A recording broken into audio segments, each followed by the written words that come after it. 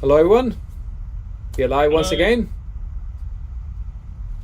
So this is The video is all better. episode number 3, and hopefully this time we have a good quality or a better quality. So let's give us a few seconds for everyone to jump online, and so we get some feedback on the quality. We've done some major improvements. We've got some new technology, haven't we? Well, the technology is old, but probably it's not new, but we have more technology. Oh, more old stuff. More old stuff, double old stuff. So okay, so this is episode number 3 today of this Hearns Atom, and looks like we have already 10 viewers. Okay, fantastic. Aiden says hello. Hello, Aiden. Hayden is up. Oh, fantastic. Yep. Thank you, Hello, Kern. Nicholas. Very good. On. Good. So really sorry for last week. So today we have double 4G in each on my side, and a single 4G on BJ's side. So we should have enough power to stream across. So finger cross is going to stay consistent. Yes, hopefully.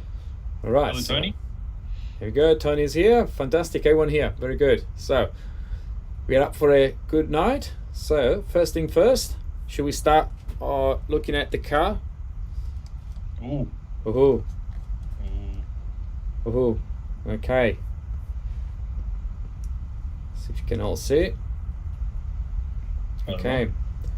Let's see if anyone can guess this one. I'll pull it out a few times throughout the show. There we go. Put this away for now. So. Okay. Are we already winning? It's getting pretty close, I think. Oh dear. Too easy. Too easy. Okay, so meanwhile, if you have any question, make sure you pop them on the chat here. We'll answer as we go through. First thing first, BJ, the competition. Yes. Okay, so we've got the competition on again. So this time it's a longer competition than usual. We've got the Dirama building competition. So this was a 3-week competition which started last week. So there's another 2 weeks left to get your entries in. So like all the competitions of before, every entry, so each person can have multi entries, goes let's say $5 towards the prize pool, and it goes up to a $300 maximum prize pool that's split up between first, second and third. So we've got quite a few really good entries so far, and there's a couple of multi entries already. So I'm surprised at how good the quality is and how many have come through already, but keep them up. So another 2 weeks you'll be able to do some really good work, and looking forward to seeing more. Let's see. Someone says they have problem with sound. Let me see if that is the case. Is anyone else having problem with sound?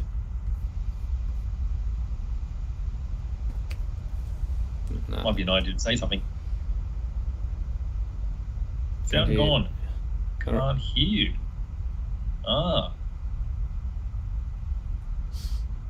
Okay, no. So Nick, yes, you can still enter the competition. Still going for a couple of weeks. Enter anytime you want. Okay, looks like most people are having no, so some people can, some people cannot. Okay, that's interesting. Okay, I guess we just sound is continue good. On. Okay. Good day, John.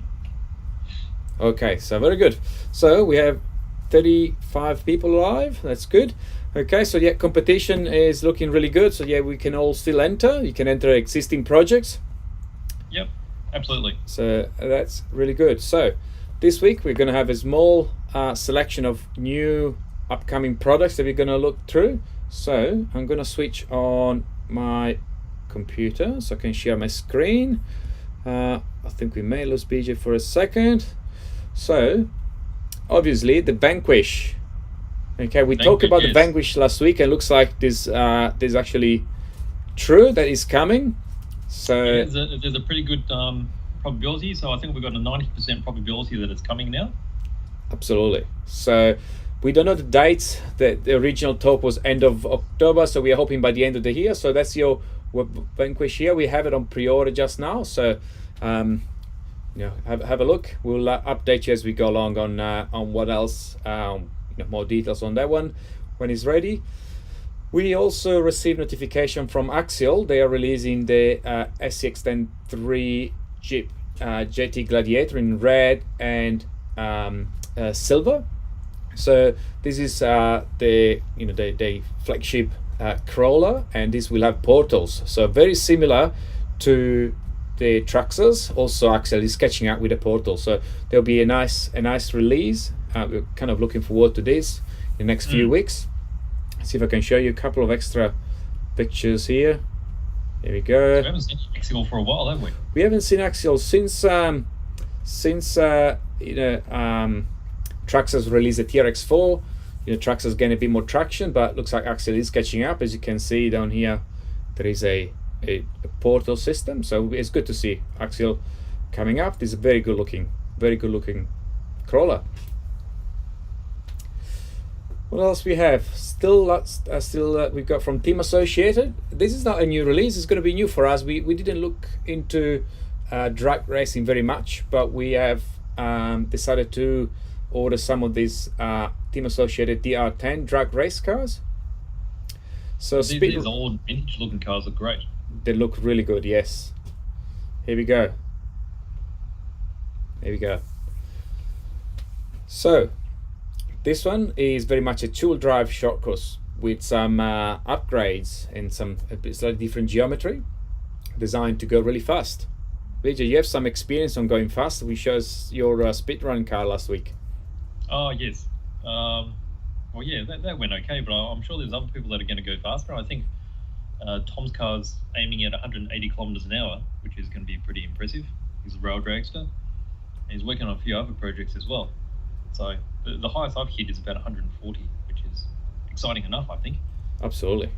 So this is good. So they have a few different colors. So there's this green, and there is an orange, and also there is this kit form version here as well, which is quite nice.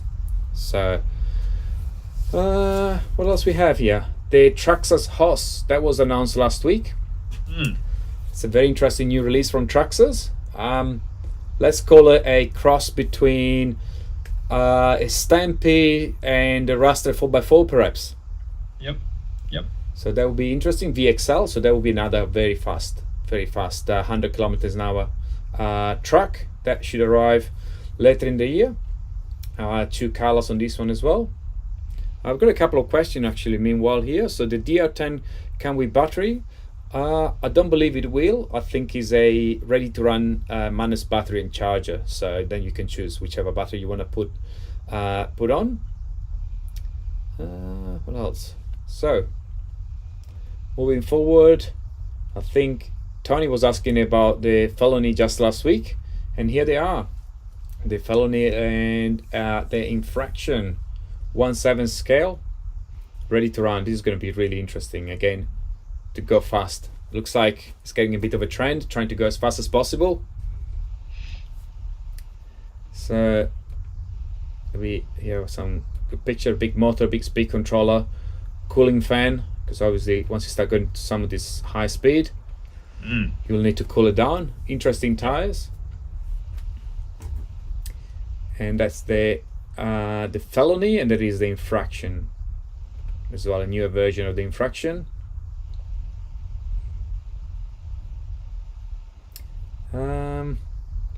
You go 1/7 scale, big cars. And lastly, that we received today, I put here some Raster because we haven't had the Raster in stock for many weeks now, and we received a large delivery of Traxxas just today, and we're really happy to see a bit more Traxxas in store actually. Yeah, it's been a long time. Many weeks. So we have a couple of X-Maxes, maybe pre-sold. I'm not sure if you're going to have too many by Monday, but there's a few X-Maxes, some TRX4s, crawlers, TRX4 kit. Yep. What else? Some Slashers, I believe. A bit of a range, so it'll be good to see those cars back in stock. Let's see if you have some questions here. I think quite a few were guessing the car quite right, so let's show the car again. BJ, have a look at the answers. What do you think? I think they're pretty close, but the year's off, I think. I think don't the think year is the right year yet. No. So the year is off. I think definitely not on the Civic. What else we've got It here? looks pretty similar though. It does look quite similar to a Civic, doesn't it? What else we had here? There was quite a few. 65 Mustang. I think that's probably the closest I would say. So not quite. Well, Tony said the Pony before, which is pretty close. The Pony is also very close. Yep. Good to see Brett is online. Hi, Brett. Okay. Got a few takeaway orders here. Yeah, looks like. Yep. So John is after some dim sims. Yeah, well, bring some across. It'll be really good. Aiden is asking if you have the Audi Quattro HU rally car in stock and the block. He's building a Audi Quattro HU for I think the Tamiya. Tires. Yeah, rally block tires. I don't think we've got any just now. No, not at the moment. I think the closest could be some spoke touring car tires, really, but they're not quite rally, obviously. No, yeah, the rally blocks are really chunky. They are indeed, yes. Okay, so 64 Mustang. No, and there is a Mustang 66. What do you think, Bidge? Oh, yeah, we're getting pretty close, aren't we? Hang on, 66. It is 66, isn't it? It is a 66. Let me check the box, actually. Yes, it actually is 66. Okay, so we've got the 66 Mustang. 66 Mustang, yeah. Here we go. I reckon we've got to lift the game a bit with the question. So, what is the name of this colour? The name of the color, that's interesting. That's an interesting name. So while we think about that, I think we move to the next topic for the night. So we've been talking about dioramas for the competition. Yep. And we're going to talk about a few products that can be suitable for your diorama in general.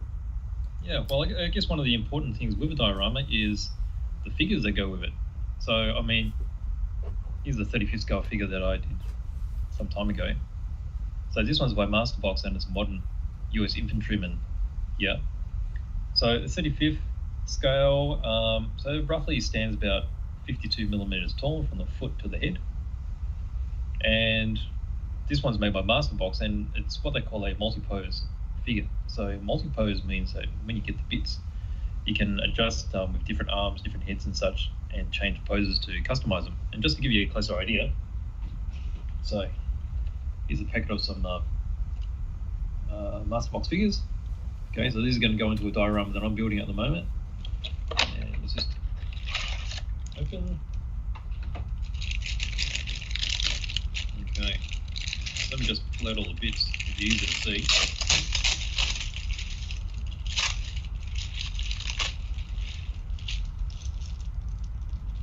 Okay, so you see there that this is the multipose system that first came out with, I guess, the Airfix multipose and the earlier figures from the 50s and the 60s and the metal ones. So you see the legs are all separate, the torsos are separate, the arms are separate, and then quite often the heads are separate as well. So these are in blocks of one particular pose or figure, which you saw on the box top, but there's nothing stopping you from using the torso from this bit and matching it up with the legs and the heads of another figure. So just to make things a bit more interesting, these are very easy to modify. So even if you wanted to change a pose here, you can cut just underneath the knee here, bend the leg, fill it up with a bit of putty, and off you go, and you've made something really quite unique. And you'll see that quite a lot of the dioramas, particularly the ones that we've been sharing on Facebook recently, would have a lot of modified figures, and that's what keeps them interesting. So that's just a quick guide on what multipose figures are like. So it's not just Masterbox that makes them. So you've got the Tamiyas are the same style. You've got ICM and a whole lot of other brands as well that make really good figures, and also Mini Art, which are really good too. So they're the figures. So a few of those put into your diorama really adds a lot of life. Absolutely. Yeah.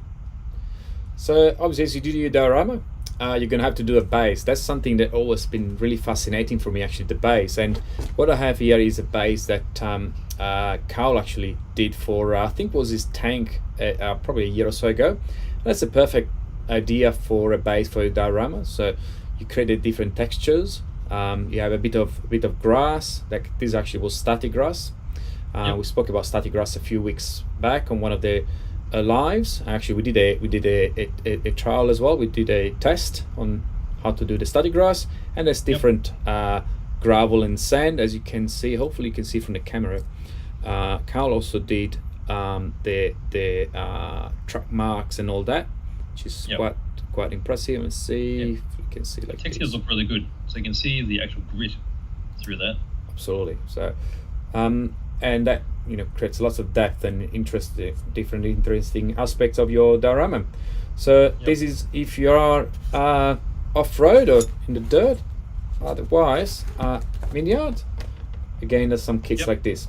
This is quite interesting. This is a kit just for the base of your diorama, and it gives you the road, the footpath, and I think the bench as well. Yes, that's all included. Yeah, they're really good kits. So it definitely makes it a lot easier, because in the past you'll have to make all that cobblestone yourself, which would be like a piece of foam, and you use a ruler and rule down all the lines. You've got these, so you'll see it there. So it's actually vacuum formed thin polystyrene plastic. So you just need to trim it along the lines, and then you can either mount that on another base, or you can make it more solid just by putting a bit of plaster in there. That'll make it much firmer. Because the plastic itself, where it's been vac formed, it's probably about a mil thick. That's right. It's quite flexible. Definitely flexible. But the texture is really good. Hopefully you can see it through the camera. It's actually well designed. The paving is quite irregular, which will give quite a good effect once you put a bit of weathering, just some basic wash perhaps. That would be quite nice. Got like a water manhole here, the footpath, and this kit does come with the manhole covers as well.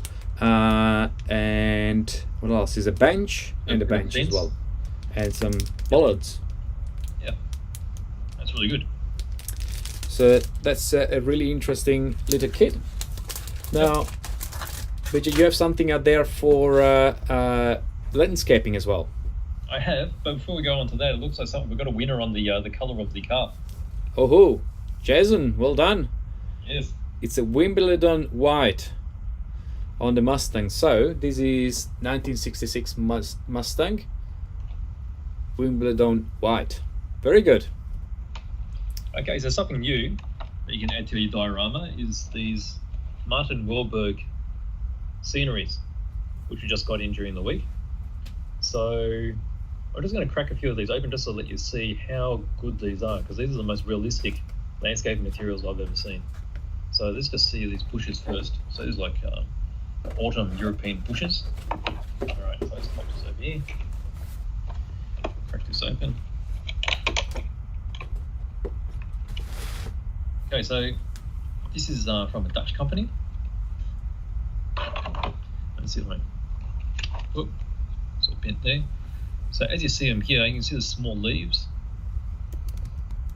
and just how dense the bushes are here.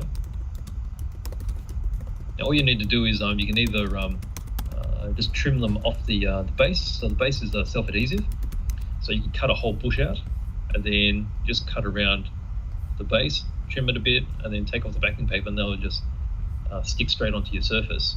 Or you can decide to cut this up into smaller pieces and then add them on with some wood glue.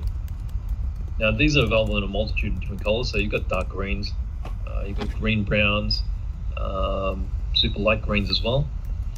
And this is the short bushes. They also make bushes which are double the height, which is about this big. And they're the ones that I'll be using on my tank and also on the dioramas side as well. So they're the small bushes, just to give you an idea. Now let's move on to these sort of lower bushes. Okay, so these are look more like weeds to me. Okay, so just see there, you can see the depth that's in it. And then as I turn it, you can see all the shadows because they're different heights. Look incredibly natural. So again, they're on a self-adhesive backing, and you can cut out certain little sections and then just dot them around your diorama sparingly. So you could use a whole thing like this, and they'll be really lush. But it'll probably look better if you just cut out bits and pieces. Okay, so that's the weeds, and then I've got some grass patches with some spindly weeds. So this is in a much bigger packet. I guess on the back there, this particular one's got a guide on how you can cut out your bits and use them in little bits and pieces. I'll slide this out.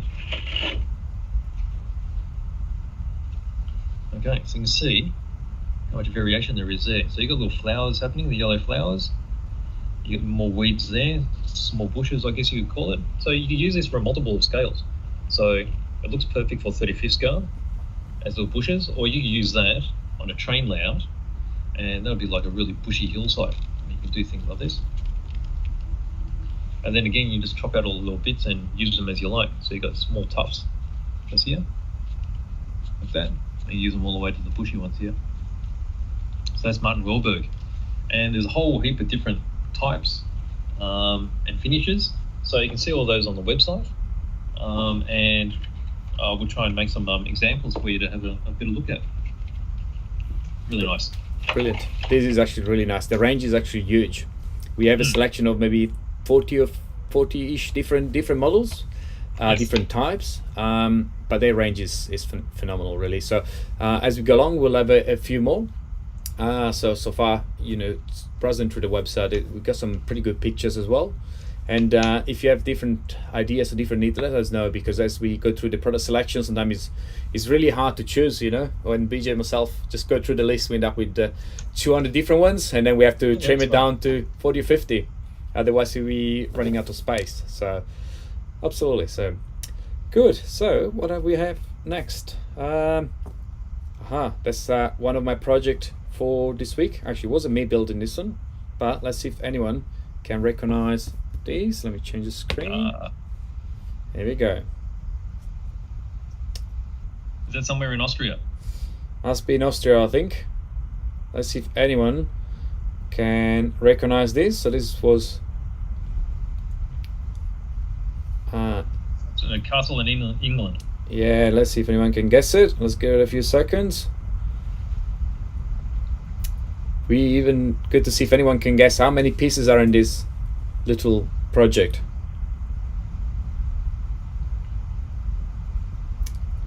So I've got crickets at the moment. no, not much. No. So No takers. no takers yet. No. So No. I can tell you these are about 430 pieces. Quite tiny. This is a product called NanoBlocks, and is from Japan. And here we go. They've got a winner, Dennis.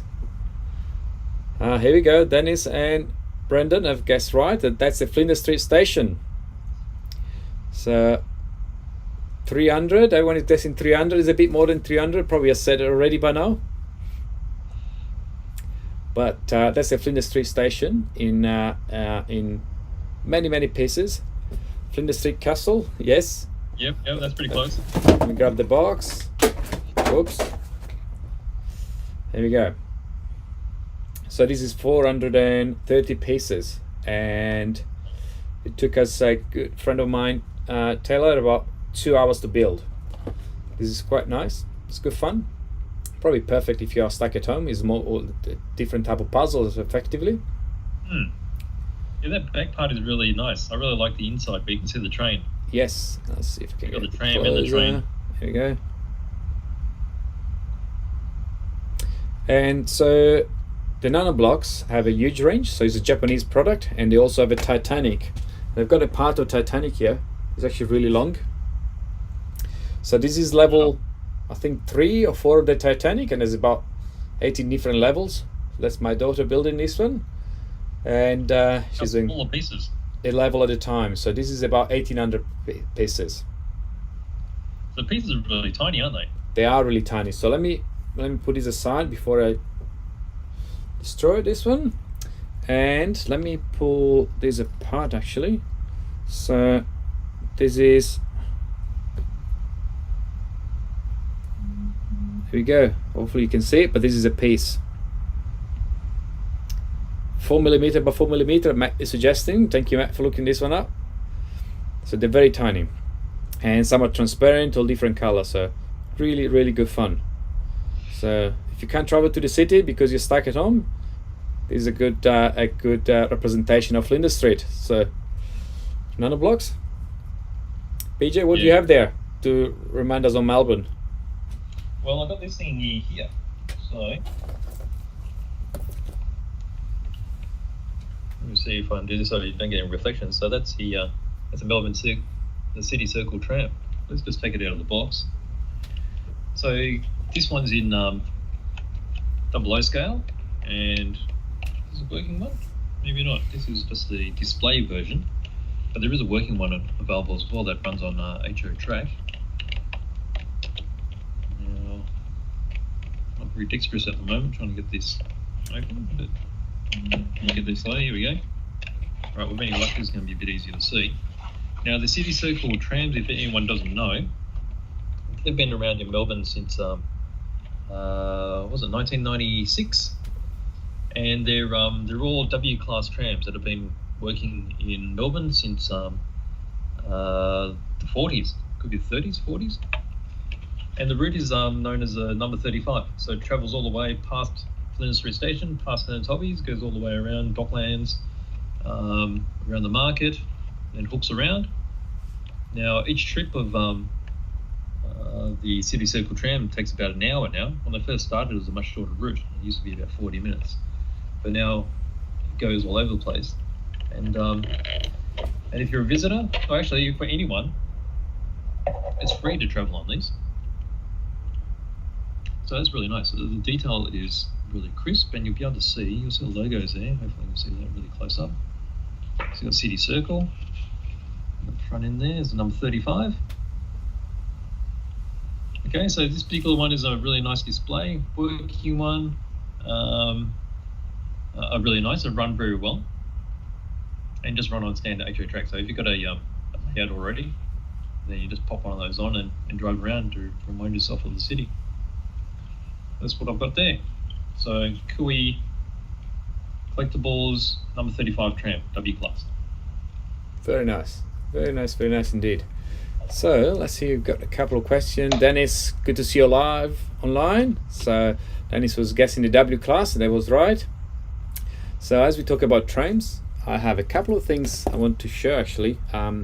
It's another interesting aspect of train modeling. These are some buildings that are specifically designed to enhance your railway set.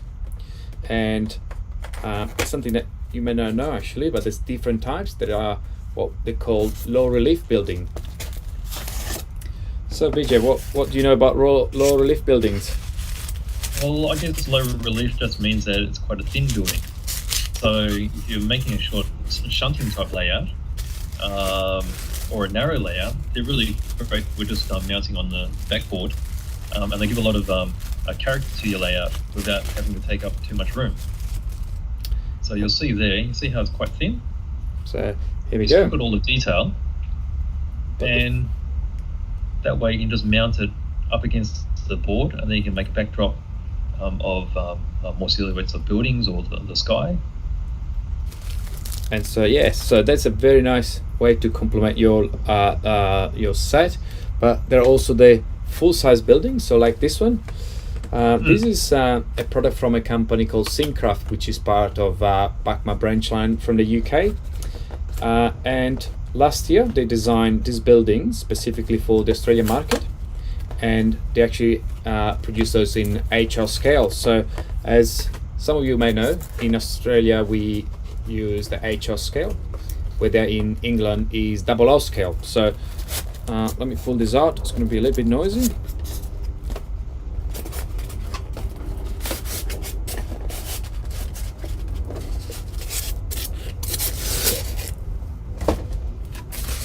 Here we go. A bit. And here it is. So they're really nicely finished. So they're all resin cards and pre-painted. Yeah. You can see all the glazing in the windows as well. So that's a typical Australian station that could be useful on your layout, and this was specifically done by Bachmann in HL scale, so that will work really well on any Australia theme layout. And it's obviously a full building. And here's the difference to the thin low relief. So there's a big range of each one of those available to complement your layout. Cool. So let's see if we've got any more questions coming up. Let's see. Before. Okay.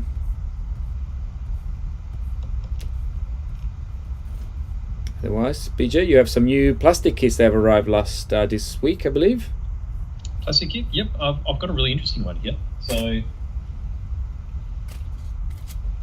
I've got this one from Hasegawa. Great thing about this is it's an Australian Hornet for the what was it again? The Bushido Guardian 19 military exercises that were held in Japan.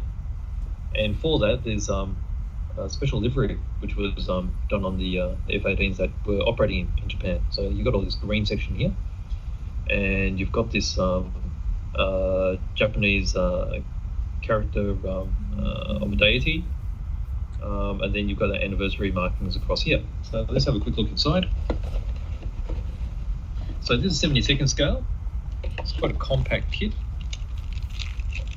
You can get a better idea when hold it up like this. So you've got the top of the fuselage here. Okay, so you've got the horizontal stabilizer already built into it. So all in all, it'll probably be up to here, which would be about 30 centimeters long in total once it's built. And you've got the wings outside, so wingspan about 20 centimeters. So it's got 4 sets of sprues, so it's not going to be the most complicated build, but being Hasegawa, it's going to have some very, very sharp detail. I don't know if I can really get it there because this camera's probably not highest in definition, but Hasegawa is known for the really fine panel lines. Okay, so over here you'll be able to see you got the wings, and you've got the vertical tail planes, and you've got engine nozzles and such. But the most interesting thing would be the decals. Okay, so you've got 4 sets of decals. It's a very large sheet. Okay, so you've got the deity figure here. Okay, the Japanese motif. So that'll be in reference to the Bushido, and you've got the tailplane here. So it's a very colourful aircraft. And then you've got the low vis Australian Air Force emblems there as well. So there you go. So that's the 1/72nd scale FA-18 just released by Hasegawa. Very good. Very good. That's that was probably one of the deliveries we received this week. Yep. Very nice. Good. Let's see. So let's see if anyone has any question or they want to tell us what projects they are up to. Otherwise, I think we should have a good look at this one. So we defined that this is a Mustang. Yep. 1966. Wimbledon white, which is a very creamy color. This is a die-cast model from Classic Collectible in 1/18 scale. The engine details are really nice always on those models. So let's see if you can see them. Yeah, more or less. There we go. So the bonnet open, doors are opening as well. There we go. Nice red interiors, the seat belts as well. This side you can see the steering wheel, the dashboard is really well detailed as well. There we go.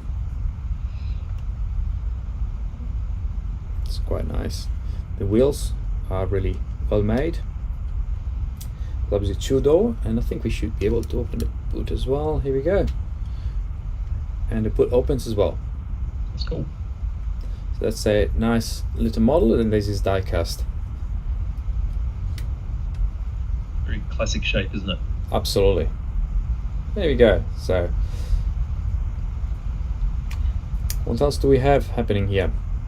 Okay, well, Mars is saying g'day, so g'day, Mars. Hello, Mars. Thank you. Welcome. Welcome. So What I got is we got the God Hand toolbox or hobby box that we showed last time. So I've actually put it together, and we're putting together a video on that one as well. I've just got to sit in here. So this is the God Hand hobby box. So it's got 2 holes here for your hands to get into. so. So just imagine that you're sanding things, you're cutting things. The box itself is going to stop all the things that are flying off and ending up on the floor and getting eaten up by the carpet and stuff. Or if you're sanding, it catches all the mess on the bottom. And what you see here is there's a very flat magnifying glass as well. So it's a really high quality Fresnel magnifying glass made in Japan. The whole box itself is very lightweight, thin, and this is made out of PET. So PET is the same thing that you get we drink bottles made out of as well. You can see how crystal clear it is. So you can see me through here. So it's very easy to see what you're working on. It's got the tray on the front. So after if you're sanding or cutting your bits, just pull this out, and that catches all your stuff. So you pull it all the way out, dump it in the bin, put it back, stand it back. So this is pretty handy. So I'll be using this in here a bit more often because when I sand things, I mean the dust just goes absolutely everywhere. And so that's the hobby box. That's actually really handy. It's actually quite impressive as it comes really flat packed, and it takes about 5 or 10 minutes to put it together. And for the first 8 minutes, looks like it's never going to come together really. It looks really wobbly, but once you click everything together, then it's actually really strong and nice. Yeah, so it's got to do with how you get the angles right. So you can see now that it's all pretty firm. I'm pressing that pretty hard. That's really firm. Definitely. Yeah, so that's really handy. That's good. Looking forward to using that. I think that can be really helpful also for those that do RC cars. If you do, build shocks or gears when you have E-clips and things like that. Yep. I think my shed here is full of E-clips that have been flying around. So that could be really helpful. Or if you need to Dremel something, it's actually a lot safer too. If anything, pops up and goes into your eye. So that's a really helpful tool for virtually any type of modeling, even obviously railways. When you're cutting pieces of trucks perhaps, or finishing up models, they could be quite nice. So actually Mars is suggesting that you could use that one for a warp gate. That would be really challenging, but I think could be a good challenge actually, because I think the opening is about this size. I think you can get a whoop through. Be good fun actually. And Rob looks like he's quite familiar with the E-clips. Rob has built a few cars, so yeah, E-clips are always a bit of a problem. Yeah, the magnifying glass definitely helps. Yeah, definitely. I was actually quite impressed on the quality of that very thin kind of magnifying glass, because often when you have these plastic kind of lenses, the quality is quite basic really, but it's fantastic actually. It is really good. So Tiny Book Nano is 55mm, so that will be perfect. Okay, so challenge is up for when we can reopen and play with things in the shop. We can pop down and we can have a go actually at flying through the box. Yep. It'll be really good. Good. What else we've got here? Actually, I was going to show this car stand. It's a joke. No, challenge is accepted now. We want to see you coming down one day and have a go. Could be good. So this is a product from Bittydesign. Actually, we had this for a while and we haven't really presented very much yet. But let's open this up. This is a car stand, mostly for touring cars. It should probably be okay for a 1.8 baggy too. Just about.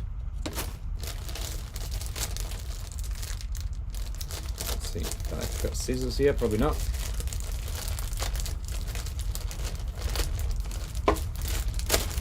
There we go.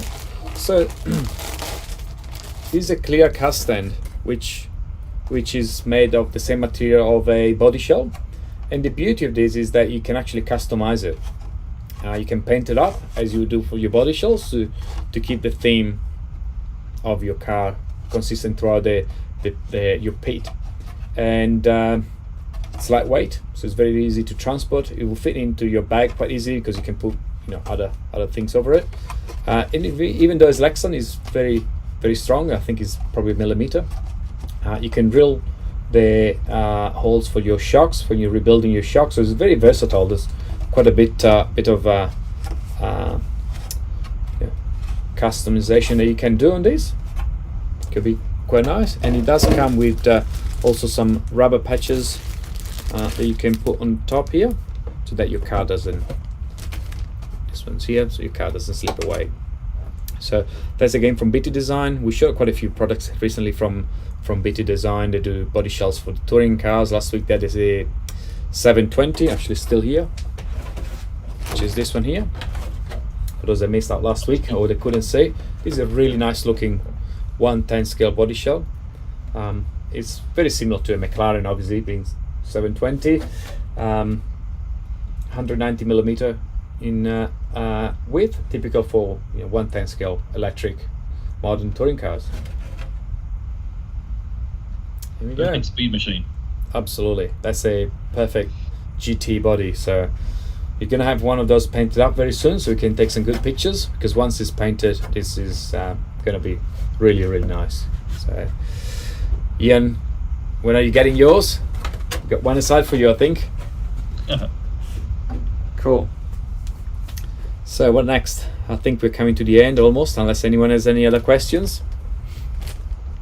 But this little thing that I should work on. Ah, yes, your boat. So I got this thing that I started maybe 4 years ago. So this is a Chris Craft speedboat. So very old style design. This is made by a brand called Jumath, which is made in the States. And it's designed for rudder control use. So overall length of it is probably about 2 foot. And it's got a plywood framework, which has been covered with a ABS plastic sheet, so it's really tough, and then it's been planked with timber. And you might see here some detail here. So this was one of the hardest bits to do. So this is individual strips of timber with ABS strip in between. And then you'll see here, so this area here is the main cockpit. This cutout here is for the electric motor. And then underneath here, we've got the access hatch, like that. So this is where the battery will go. You see the slot there for the prop shaft. And in the back here, this will have some seats for passengers. And then on that base, that's where the steering servo will be mounted. And then this was one of the hardest bits, getting all these to perfectly line up. Wow. So there's a bit of sanding there. So I've put this off for a long time, because since I'm living in an apartment, I've got to do the fiberglassing now, and that sort of scares me.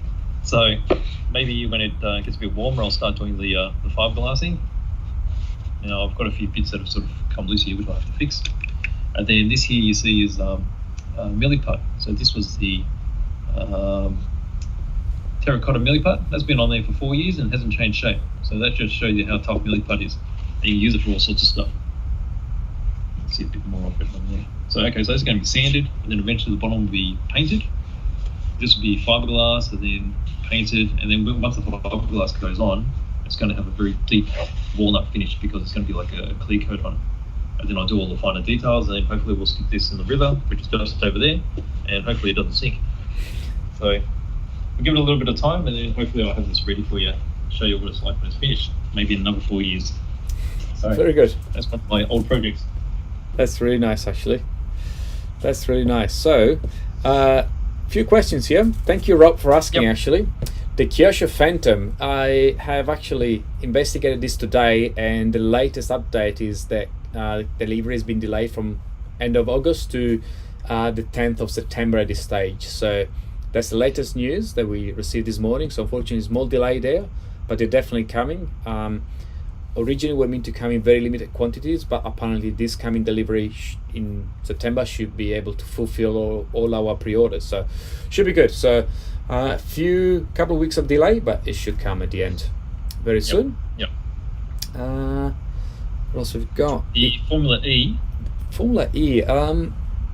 That should come very soon. I don't remember the date. Should be soon, I would think. Yeah, definitely. Yeah. Definitely. So, what else? Okay, so got a few questions. So, Matt's suggesting that we haven't discussed yet how we started our hobby started. Really, that's a long discussion actually. Yeah. Oh well, basically, I guess I started when I was 5 years old. I guess. Yeah, I would have been 5.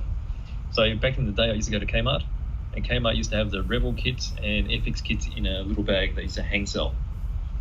So you go through and you have a look at all the bits, and all the bits would be broken off the sprue, and they were hanging around. And bought one of those with spare money, took it home. First time using a scalpel, poked myself in the finger, blood going everywhere. So that was quite an experience.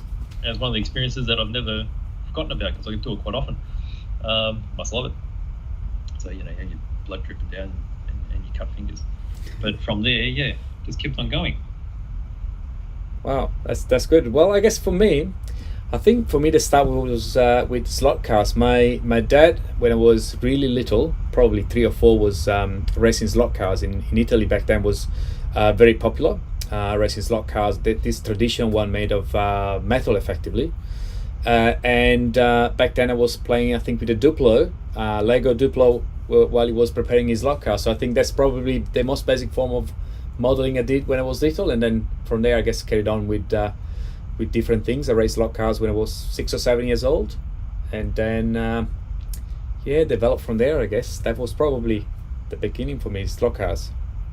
Yeah, cool. We recently posted some picture on our social media on some really old slot cars, and that all stuff from my father back from I guess some of the stuff was from the 70s, I guess 80s, BJ, wasn't it? Yeah, it would have been for sure. Yeah, absolutely. So, and that's where the start was for me. Then I think when I was about 14 or 15, I remember still I bought my first nitro car, and it was a Kyosho 1/10. I think it was called Pure 10, and was a nitro 1/10 by touring car. Wow, that was tough. Gold drive. Yes, that was tough. Yep.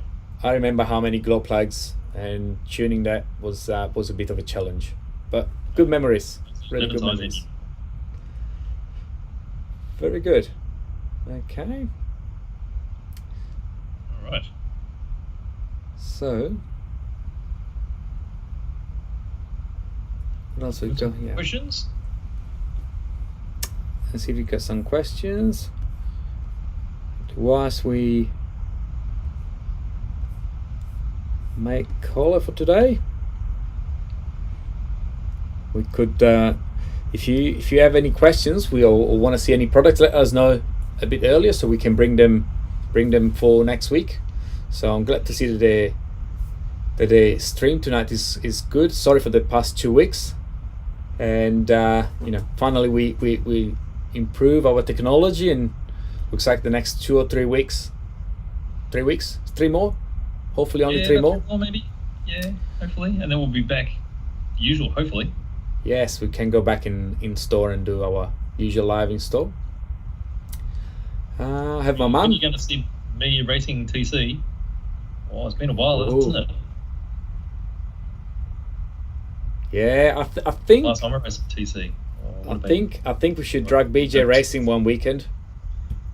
Yeah, we should go. Yeah. I wouldn't mind a bit off road too. Absolutely. So let's plan for that eventually once we can race again. What else? That's it. So this is a successful night. Thank you everyone for joining us tonight. Let's give us another minute if there is any other questions. Yeah, sure. David, yes, you probably missed it actually. We just gave an update a minute ago. The Kyosho Phantom is due apparently on the 10th of September or around that time. So there was a small delay, and hopefully we see it very soon. Brad is suggesting the BD10 is almost ready for BJ. Good. Yes, we want to see BJ doing a couple of laps. We should do the Hearns competition really and see who can go around a track faster.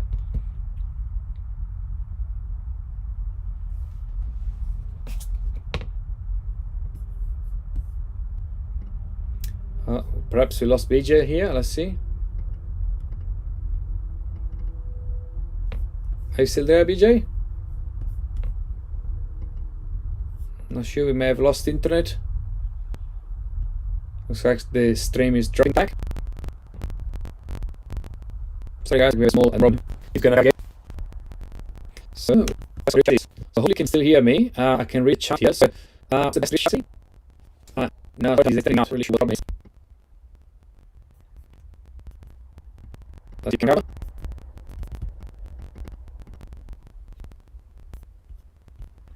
Fortunately, we have a problem here. Let's see. Press my. Give a few seconds. Is another okay.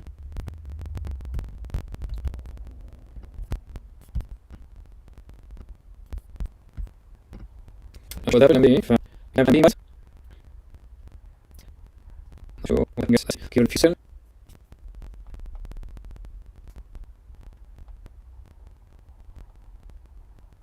Okay, so if you're I all first option, we have just got I put good see close done here. Tap for a while, yeah, perhaps. Okay, obviously only that is not going to with the feedback, and I'm happy with that's right.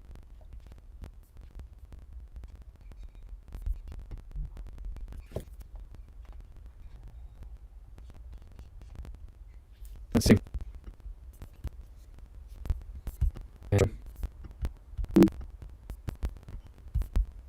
Maybe you can. You know, maybe post live tonight. So I guess it's good for 9 minutes, so 150. Let's see a lot of thing here. Got this.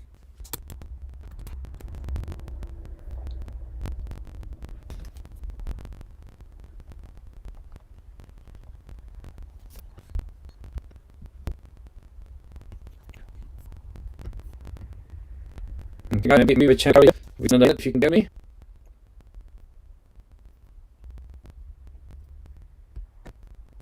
Okay, let's see you guys again. Looks like we're going.